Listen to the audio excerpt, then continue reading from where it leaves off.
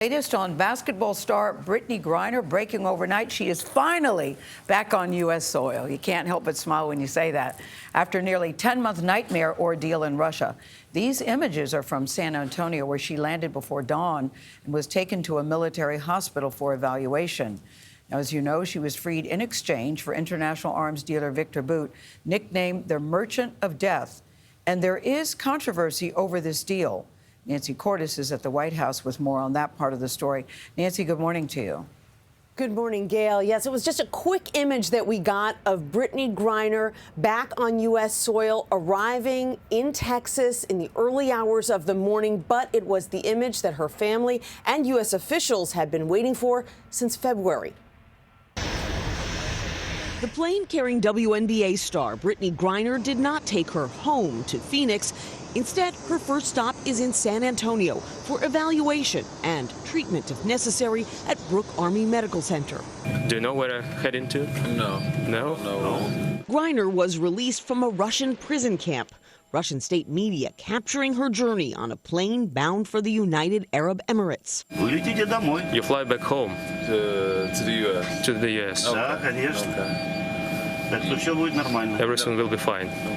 Griner's WNBA team celebrated her homecoming, posting this statement online. Our friend, our sister, is headed back home where she belongs. Her wife, Sherelle, celebrated with the president at the White House. So over the last 9 months, y'all have been so privy to one of the darkest moments of my life. And so today I'm just standing here overwhelmed with emotions, but the most important emotion that I have right now is just sincere gratitude. Griner crossed paths on the tarmac in Abu Dhabi with Viktor Bout, the 55-year-old Russian arms dealer who was the other half of this prisoner swap. Viktor was one of the most prominent arms traffickers. Rob Zaharishevitz is a former DEA agent who was part of the team that arrested Bout back in 2008. He owned his own fleet of former Soviet military aircraft, which gave him the ability to deliver arms anywhere in the world. Bout was accused of conspiring to kill Americans and sentenced to 25 years in 2012. Zaharishevitz worries the swap could have unintended repercussions. We just sent the message out that it is good business